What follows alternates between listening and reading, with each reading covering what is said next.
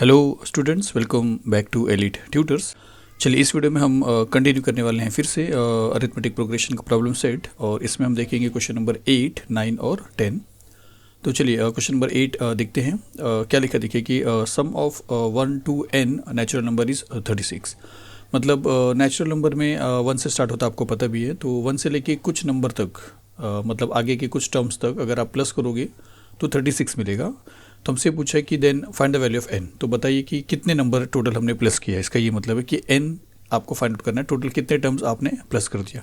Simple question है, आपको समझ में आ जाएगा।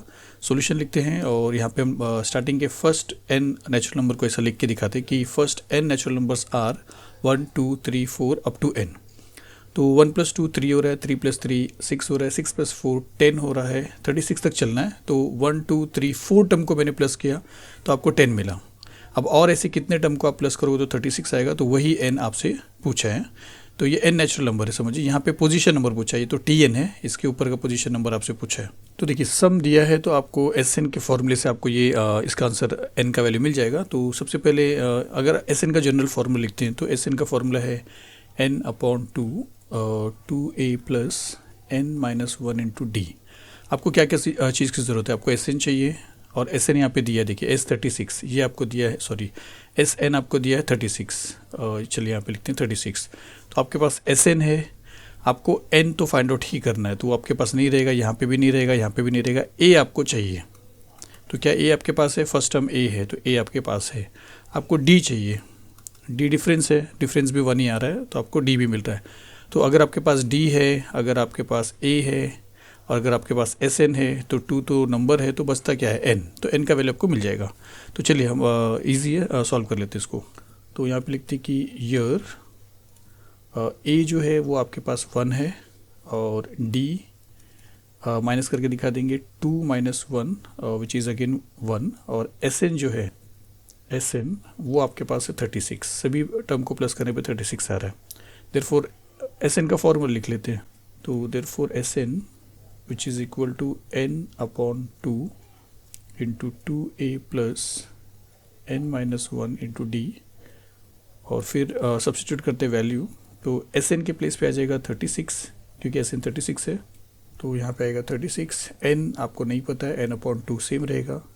2 into a है तो 2 × a आपके पास 1 है तो 2 into 1, फिर प्लस n-1, फिर से n आपके पास नहीं है तो n-1 into d आपके पास 1 है। इसको सिंप्लीफाई करते, ये 2 को आप यहाँ पे भेज सकते हो। तो ऐसा हो सकता है कि therefore 36 × 2 which is equal to, यहाँ पे n बचेगा, n × 2 1 ज़ा 2, 2 1 ज़ा 2, प्लस देखिए 1 को अगर n से मल्टीप्लाई करेंगे तो सेम रहेगा, 1 को 1 से मल्टीप्लाई तो सेम रहेगा, 1 1 ज़ा 1, 1 इंटू n, n रहेगा। तो plus into n plus n आ गया, ऐसा समझिए। प्लस इंटू माइनस माइनस और 1 आ जाएगा। अब यहाँ पे आप मल्टीप्लाई करिए, 36 × 2 आपको मिल जाएगा 72, विच इज़ इक्वल टू, ये n सेम रहेगा, और 2 - 1 1 हो जाएगा, और प्लस n, मतलब ऐसा लिख सकते हैं n+1। 1 + n भी लिखे तो भी चलेगा, n+1 लिखे तो भी चलेगा।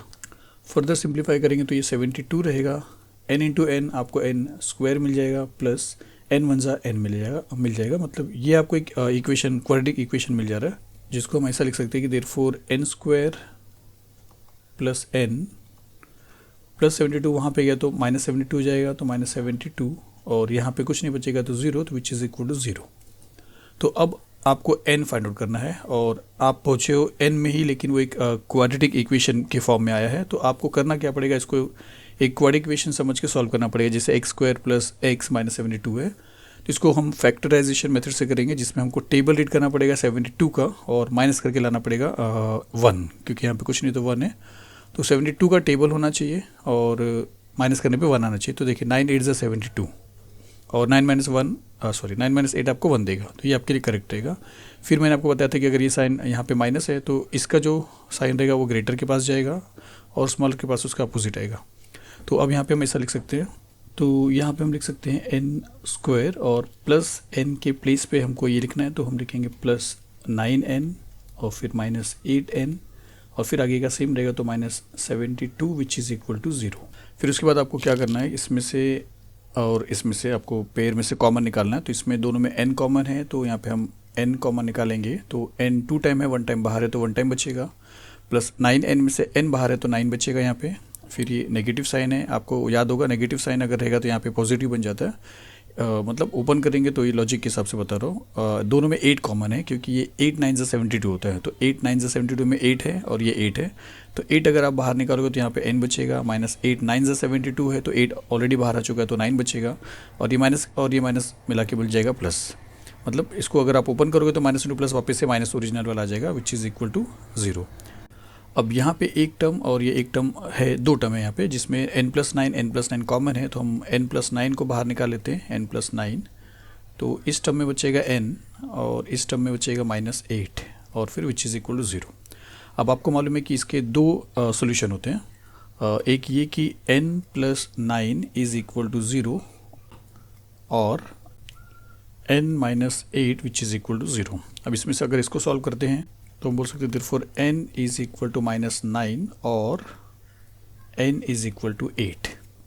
अब यहाँ पे आपको समझना है कि n क्या था, n था नंबर ऑफ टर्म, मतलब जैसे फर्स्ट टर्म है तो n1 है, ये सेकेंड टर्म है तो n2 है, उसी तरह n एक पोजीशन नंबर है, और पोजीशन नंबर नेगेटिव कैसे हो सकता है, आपको n फाइंड आउट करने को बोला तो n नेगेटिव नहीं हो सकता, तो यहाँ पे हम ऐसा लिखेंगे कि बट n कैनॉट बी नेगेटिव, तो हम लिखेंगे कि बट n cannot be equal to -9 as number of terms cannot be negative, और इसके बेस पे हम बोल सकते हैं कि देयरफॉर n जो है वो आपको मिलेगा पॉजिटिव वाला और वो रहेगा 8, तो n का वैल्यू आपको मिलता है 8, और फिर फाइनली आप आंसर लिखिए कि the value of n is 8 जो आपसे पूछा है।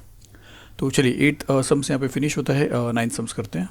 तो देखिए 9 क्वेश्चन क्या लिखा है कि डिवाइड 207 इन 3 पार्ट्स। आपको करना क्या है कि 270 जो नंबर है इसको 3 पार्ट में आप डिवाइड करिए, such that all the parts are in AP, लेकिन वो पार्ट इस तरह होना चाहिए कि वो एपी बनना चाहिए, मतलब उनके अंदर कंसेक्यूटिव टर्म के जो डिफरेंस है वो सेम रहना चाहिए, and product of 2 smaller parts will be 4 6 2 3, और जो आप 3 पार्ट करोगे उसमें जो भी 2 छोटे पार्ट रहेंगे उसको अगर आप प्रोडक्ट करोगे, मल्टीप्लाई करोगे तो आपको मिलेगा 4 6 2 3।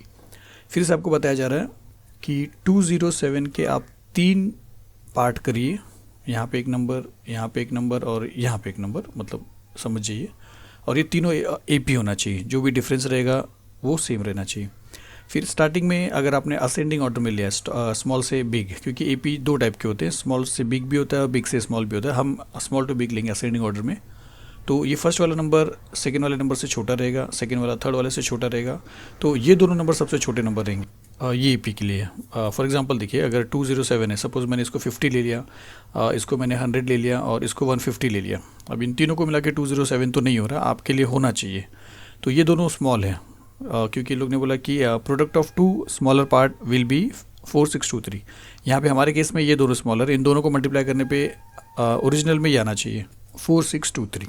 तो आपका फिर से क्वेश्चन है कि 207 का 3 पार्ट करिए, तीनों एपी होना चाहिए, उसमें से 2 जो स्मॉलर पार्ट रहेंगे उनका प्रोडक्ट होना चाहिए 4 6 2 3।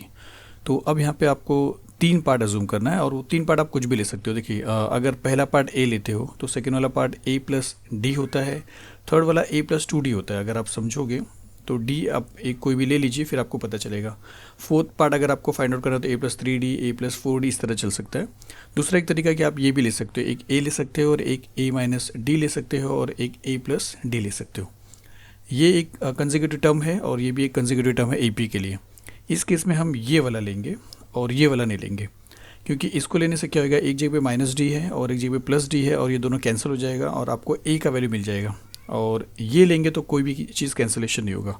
तो ये आपको याद रखना है कि हमारा जो 3 असेंडिंग पार्ट में जो टर्म रहेगा AP का वो ये रहेगा। तो हम यहाँ पे सबसे पहले सॉल्यूशन में ये लिखते हैं कि let the 3 parts in ascending order of 207 which are in AP be a minus d a और a प्लस डी, ये नहीं लेंगे। और अब देखिए फर्स्ट कंडीशन क्या है कि ये 3, देखिए ये पहला पोजीशन का जो नंबर है वो ये है, दूसरा पोजीशन का नंबर जो है वो ये a है, और तीसरा पोजीशन का जो नंबर है वो a प्लस डी है। यहाँ पे इन तीनों को प्लस करके 207 आना चाहिए था ओरिजिनल क्वेश्चन में, तो यहाँ पे भी इन तीनों को प्लस करके 207 आएगा। तो यहाँ पे आपको फ़ायदा क्या होगा कि आप ऐसा लिखोगे कि सम ऑफ 3 पार्ट्स इज़ 207, ये दिया है आपको।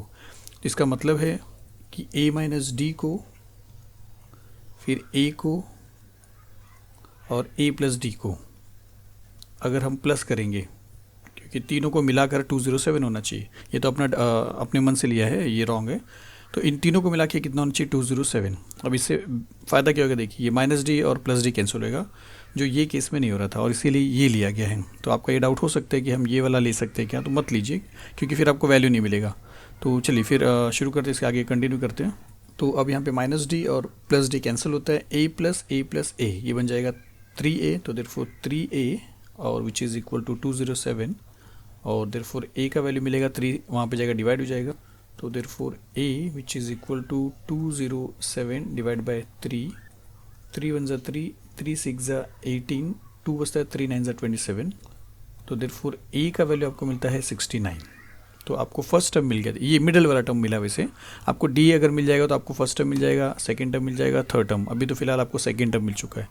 डी किस तरह फाइंड आउट करेंगे, तो डी का वैल्यू फाइंड आउट करने के लिए आपको सेकंड जो कंडीशन है उस पर चलना पड़ेगा। क्या लिखा है कि product of two smaller part will be 4623।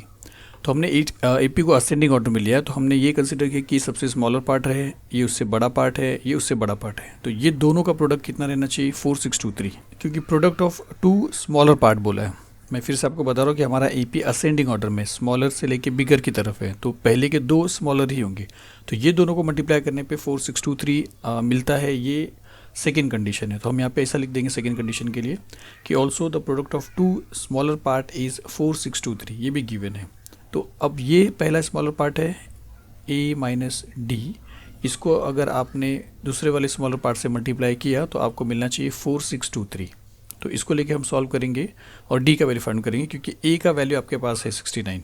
तो ए के प्लेस पे हम लिखते हैं कि देयरफॉर 69 माइनस डी, फिर multiply by 69 which is equal to 4623। अब आप इसको इससे मल्टीप्लाई मत करिए, ये 69 जो मल्टीप्लाई हुआ इस ब्रैकेट से आप इसको वहाँ पे भेज दीजिए, इसके साथ डिवाइड कर दिए, कैंसिल हो जाएगा। तो हम लिख सकते हैं कि therefore 69 minus d which is equal to 4623 divide by 69, और ये डिवाइड हो जाएगा 6 और 69 3 के टेबल में जाता है, इसको चेक करते हैं। 3 2 5, 5 प्लस 6 11, 11 प्लस 4 15, तो 3 के टेबल में इसको कैंसिल करते हैं। 3 2 ज़ा 6, 3 3 ज़ा 9, 3 1 ज़ा 3 एक बचता है, 3 5 ज़ा 15 एक बचता है, 3 4 ज़ा 12 और 3 1 ज़ा 3। अब ये डायरेक्टली 23 के टेबल में आप कैंसिल करिए, तो 1541 डिवाइडेड बाय 23, तो 154 को देखते हैं 23 इंटू 5 करेंगे तो 5 3 ज़ा 15, 5 1 5 2 ज़ा 10, 105 आ रहा है।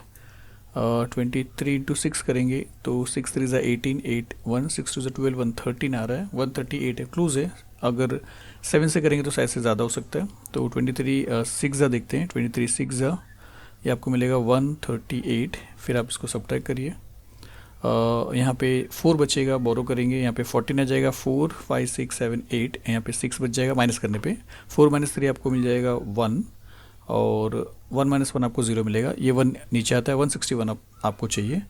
तो 23 5 ज़ा किया, 23 6 ज़ा किया, 23 7 ज़ा करते हैं, तो 23 इंटू 7, 7 3 ज़ा 21, 1 2 7 2 ज़ा 14 15 16, तो 161 आ रहा है देखिए। तो 23 7 ज़ा आपको मिलता है 161, और फिर सब्ट्रैक्ट करने में आपको मिलता है 0, तो 67 इसका आंसर आ रहा है कैंसिलेशन करने के बाद। तो 23 1 ज़ा और 23 67 ज़ा आपको मिल जाता है 4623। तो फाइनली यहाँ पे बचता है 69 minus d which is equal to 67। अब आप माइनस डी को अगर वहाँ पे भेजते हो तो प्लस डी हो जाएगा, और प्लस 67 को यहाँ पे लाओगे तो माइनस हो जाएगा। तो ये हो सकता है therefore 69 minus 67 which is equal to plus d, और फिर डी का वैल्यू आपको मिलता है d which is equal to 69 minus 67 आपको 2 दे देगा, तो डी का वैल्यू आपको मिलता है 2। तो चलिए अब आपके पास ए भी है और आपके पास डी भी है। अब आपको आगे का 3 पार्ट जो है वो क्लियर करके बताना है, वो AP का 3 पार्ट। तो हम यहाँ पे लिखेंगे thus the 3 parts of 207 are. First part A minus d था, तो अगर वो A माइनस डी है तो उसका क्या मीनिंग बन जाता है, A का वैल्यू आपके पास है 69, तो 69 माइनस डी आपके पास है 2, तो विच इज़ इक्वल टू 69 में से 2 माइनस किया तो 67 होता है। तो फर्स्ट पार्ट ये है, सेकेंड पार्ट A है, तो सेकेंड पार्ट अगर A है तो A का वैल्यू 69 है, तो डायरेक्टली हमको मिल जाएगा 69। और फिर लास्ट में जो थर्ड पार्ट है A प्लस डी, तो which is equal to 69 plus 2, और वो मिल जाएगा आपको 71। तो फिर फाइनली आपको लिखना है कि द 3 पार्ट्स ऑफ 207 इज़ 67 ये वाला, 69 सेकेंड वाला और 71 थर्ड वाला। तो चलिए 9 क्वेश्चन यहाँ पे फिनिश होता है। चलते हैं लास्ट क्वेश्चन की तरफ, 10 क्वेश्चन।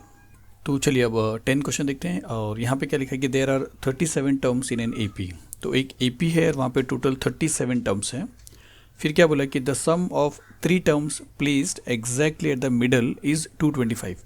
वो जो 37 टर्म्स लाइन से रहेंगे उसके अंदर अगर एग्जैक्टली बीच के 3 टर्म को अगर आप प्लस करोगे तो आपको मिलेगा 225 and the sum of last 3 term is 429। और अगर उसी एपी के लास्ट के 3 टर्म को अगर आप प्लस करोगे तो आपको मिलता है 429। तो आपसे बोला कि फिर बताइए वो एपी क्या है। तो सबसे पहले समझिए कि अगर आपको एपी फाइंड आउट करना है तो उसका फर्स्ट टर्म ए होता है, मतलब आपको ए का वैल्यू चाहिए रहेगा। और उसका सेकेंड टर्म का फॉर्मूला है फर्स्ट टर्म जो भी मिला रहेगा आपको उसके साथ डी को प्लस कर दीजिए तो आपको सेकेंड टर्म मिल जाएगा, मतलब आपको डी चाहिए रहेगा। फिर थर्ड टर्म में सेकेंड टर्म यूज़ हो जाता है जो आपको यहाँ पे मिला रहेगा, फिर डी ऐड कर दीजिए। फोर्थ टर्म में थर्ड टर्म यूज़ हो जाता है और आपको डी ऐड करना है। और अगर टोटल 37 टर्म है तो लास्ट में जो 37th टर्म रहेगा वो अगर आपको फाइंड आउट करना है तो 36th टर्म जो यहाँ पे मिला रहेगा उसके साथ प्लस डी करना पड़ेगा। मतलब देखा जाए तो आपको ए और डी का वैल्यू ही फाइंड आउट करना है। जब तक ये नहीं मिलेगा आप ए पी नहीं फाइंड आउट कर सकते हो। तो ये आप सिर्फ याद रखिए। हमको समझना है क्या है कि अगर टोटल 37 टर्म है तो वो जो 3 term placed exactly at the middle की बात कर रहे हैं वो कौन सा रहेगा।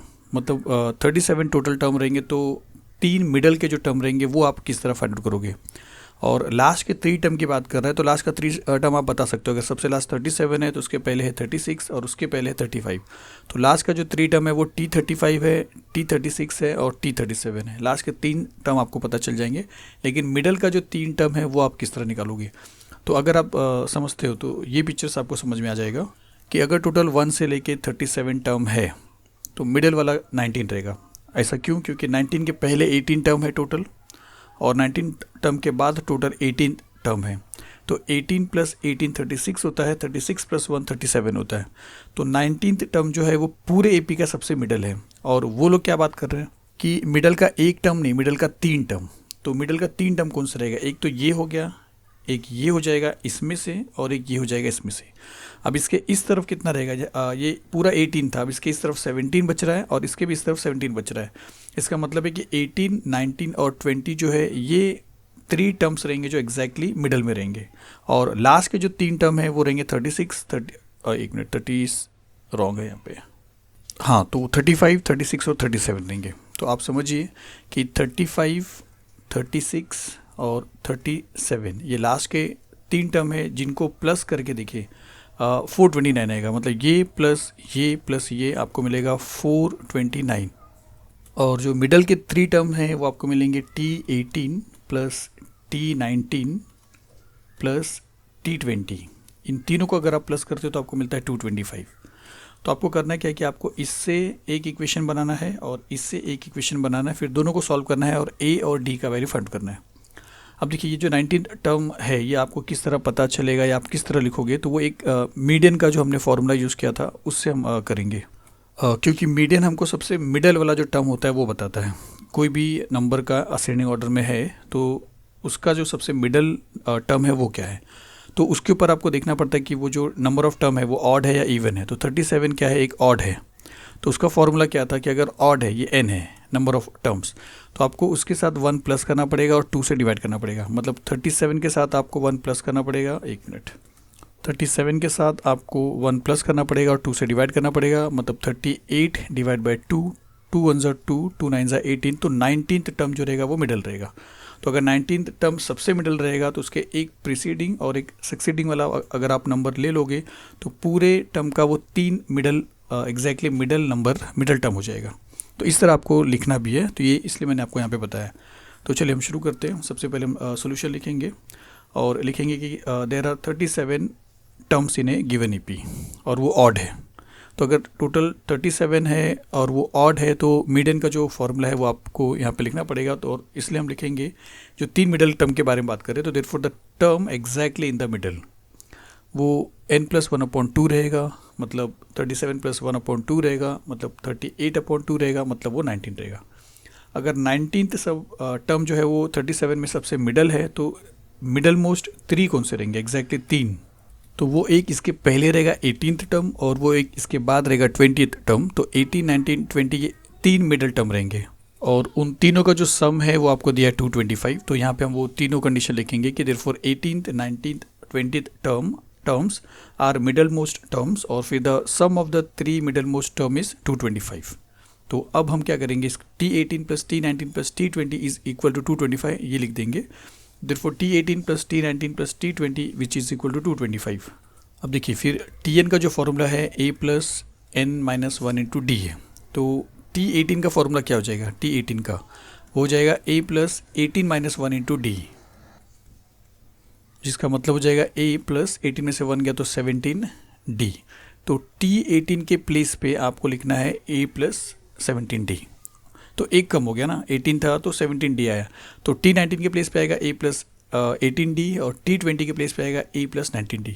तो आपको यहाँ पे ये लिखना है कि therefore a plus 17d plus a plus 18d plus a plus 19d which is equal to 225।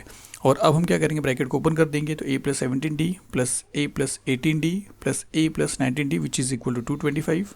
और अब a प्लस a 3a हो जाएगा और 17d plus 18d plus 19d आपको मिल जाएगा 54d और विच इज़ इक्वल टू 225। तो ये आपका इक्वेशन है, लेकिन ये इक्वेशन थोड़ा सा सिंप्लीफाई हो सकता है क्योंकि 3 से ये तो कैंसिल हो जाएगा, 54 भी 3 के टेबल में चला जाएगा, 5 प्लस 2 प्लस 2 9 हो रहा है, ये भी 3 के टेबल में चला जाएगा। तो इसको थोड़ा सा सिंपल कर देंगे तो ज़्यादा अच्छा रहेगा। तो हम लिखेंगे डिवाइडिंग बाई 3 वी गेट, तो आपको मिल जाएगा a plus 18d which is equal to 75 और ये बन जाता है आपका इक्वेशन नंबर 1। तो जिस तरह मिडल के 3 टर्म से आपको एक इक्वेशन मिला है, उसी तरह लास्ट के 3 टर्म से भी आपको एक इक्वेशन मिलेगा और दोनों इक्वेशन को सॉल्व करने पे a और d का वैल्यू मिलेगा। और फिर जो मैंने सबसे पहले T1, T2, T3 का जो फॉर्मूला बताया था उससे आप AP फाइंड आउट कर सकते हो जो आपसे पूछा है। तो चलिए जो सेकेंड कंडीशन है वो है लास्ट के 3 टर्म को अगर हम सम करते हैं तो आपको मिलेगा 429। तो हम लिखेंगे now 35th, 36th, 37 terms are last 3 term, क्योंकि अगर 37 लास्ट है तो उसके पहले वाला और उसके पहले वाला लास्ट के 3 हो जाएंगे और तीनों का जो सम है वो आपको दिया है 429।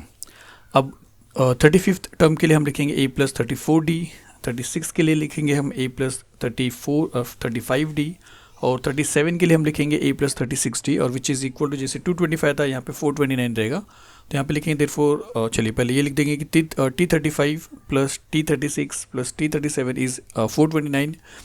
तो T35 के प्लेस पे आएगा a प्लस 34, T36 के प्लेस पे आएगा a प्लस 35d और T37 के जगह पे आएगा a प्लस 37d और which is equal to 429। Bracket को ओपन कर देते हैं तो a plus 34d plus a plus 35d plus a plus 36d which is equal to 429। a plus a आपको 3a देगा और इन तीनों को सॉल्व करेंगे तो आपको मिल जाता है 105d और यहाँ पे है 429। अब ये भी 3 से डिवाइड हो रहा है क्योंकि 9 प्लस 2 11, 11 प्लस 4 15 3 के टेबल में जाएगा, 5 प्लस 1 6 3 के टेबल में जाएगा। तो डिवाइडिंग बाय 3 कर देते हैं और आपको मिलता है यहाँ पे a plus 35d which is equal to 143। तो ये हो जाता है आपका सेकेंड इक्वेशन। तो ये है आपका फर्स्ट इक्वेशन और ये है आपका सेकेंड इक्वेशन। एक बार आपके पास इक्वेशन आ गया है तो आप इजीली इससे a और d का वैल्यू फाइंड आउट कर सकते हो। तो चलिए a और d का वैल्यू फाइंड आउट करते हैं इसी तरफ। तो आपको सब्ट्रैक्ट करना है, इसको ऊपर रखना है, इसको नीचे रखना है। तो सब्ट्रैक्टिंग 1 फ्रॉम 2, तो यहाँ पे हम लिखते हैं कि सब्ट्रैक्टिंग इक्वेशन नंबर 1 फ्रॉम 2। तो ये ऊपर आ जाएगा a plus 35d which is equal to 143 और ये उसके नीचे आ जाएगा a plus 18d which is equal to 75। तो इसको हमको सब्ट्रैक्ट करना है। सब्ट्रैक्ट करेंगे तो आपको साइन चेंज करना पड़ेगा। ये प्लस है तो यहाँ पे माइनस आ जाएगा, ये भी प्लस है तो आपको यहाँ पे माइनस मिलेगा, ये भी प्लस है यहाँ पे माइनस आ जाएगा। सॉल्व करेंगे तो ये दोनों कैंसिल होता है, प्लस a और माइनस a और 35 में से 18 माइनस करेंगे तो 17 आएगा और 143 में से अगर आप माइनस करोगे 75 को तो 68 आएगा। d का वैल्यू आपको मिलता है 68 डिवाइडेड बाय 17 और इसको अगर आप कैंसिल करोगे तो आपको d का वैल्यू मिलेगा 4, मतलब 17 4 जा 68 होता है। तो देखिए d आपको मिल गया है। अब आपको फाइंड आउट करना है a। तो a के लिए आपको क्या करना है, d का जो वैल्यू है चाहे इक्वेशन नंबर 1 में चाहे इक्वेशन नंबर 2 में कहीं पे भी d के प्लेस पे आप लिख दीजिए 4। तो हम यहाँ पे सब्स्टिट्यूट करेंगे 1 में और यहाँ पे लिखेंगे substituting d equals to 4 in equation number 1 we get. तो आपको मिलेगा a plus 18 into 4 which is equal to 75। तो 18 को अगर आप 4 से मल्टीप्लाई करोगे तो आपको मिलेगा 72। तो a plus 72 which is equal to 75 में से 72 को अगर आप माइनस करते हो तो आपको मिलता है 3। तो देयरफॉर ए का जो वैल्यू है आपको मिल जाता है 3। तो अब आपके पास ए है, अब आपके पास डी है, और अब आपको क्या करना है, सभी टर्म फाइंड आउट करना है। तो चलिए फर्स्ट टर्म देखते हैं। तो फर्स्ट टर्म आपको मालूम है कि वो ए होता है, T1 इज इक्वल टू ए। तो फर्स्ट टर्म आपका ए है और ए आपको मिला है 3, तो आपका पहला टर्म मिलता है ए पी का। सेकेंड टर्म का फॉर्मूला है फर्स्ट टर्म प्लस डी। तो फर्स्ट टर्म 3 है तो 3 प्लस डी, और डी आपके पास 4 है तो 3 प्लस 4 और which is equal to 7। Third term अगर आप फाइंड आउट करते हो तो वो सेकेंड टर्म प्लस डी है, और सेकेंड टर्म आपने सॉल्व किया 7, तो 7 प्लस डी, डी है आपके पास 4, 7 प्लस 4 आपको दे देगा 11, ये थर्ड टर्म मिल रहा है आपको। फोर्थ टर्म अगर आप फाइंड आउट करोगे तो थर्ड टर्म प्लस डी है, थर्ड टर्म आपके पास 11 है, डी आपके पास 4 है, 11 प्लस 4 आपको मिलता है 15। इसी तरह अगर आप 37th टर्म की बात करेंगे तो 37 के लिए आपको 36th टर्म चाहिए। जैसे देखिए T4 के लिए थर्ड टर्म चाहिए था एक कम, T3 के लिए एक कम सेकेंड टर्म चाहिए था, तो T36 के लिए एक कम आपको T37 के लिए एक कम आपको 36th टर्म चाहिए, जो कि आपके पास नहीं है। तो इसका हम Tn के फॉर्मूले में लिखेंगे इस तरीके से कि T37 which is equal to a plus 36d। ये समझिए Tn का फॉर्मूला आपने ये भी पहले भी देखा है। तो इससे आपको a के प्लेस पे 3 लिखने को मिल जाएगा और d के प्लेस पे 4 मिलेगा, तो 3 प्लस 36 इंटू 4 हो जाएगा। पूरा सॉल्व करेंगे तो आपको मिलेगा 147। तो फर्स्ट टर्म हो गया आपके पास, सेकेंड टर्म हो गया, थर्ड टर्म हो गया, फोर्थ टर्म हो गया, और डायरेक्टली उसके बाद आपको मिला है 37th टर्म। तो फाइनली हम लिखेंगे कि आंसर में कि the required AP is 3, 7, 11, 15 and 147। तो चलिए आपका ये पूरा क्वेश्चन कंप्लीट होता है यहाँ पे 10 क्वेश्चन, 8 क्वेश्चन, 9 क्वेश्चन और 10 क्वेश्चन यहाँ पे फिनिश होता है। मिलते हैं नेक्स्ट वीडियो में आगे के क्वेश्चन को लेके। Thank you very much.